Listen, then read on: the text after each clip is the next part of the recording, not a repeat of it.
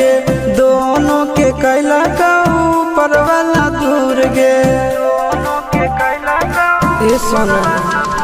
आगे तोर नहीं कसूर नहीं हमर कसूर गे दोनों के कैला का ऊपर वाला दूर गे आगे शीशा के छोड़ा के तो मिलोगे चिंटू या न जान से आगे सोना चिंटू या न जान से जोड़ी है बनावल भगवान के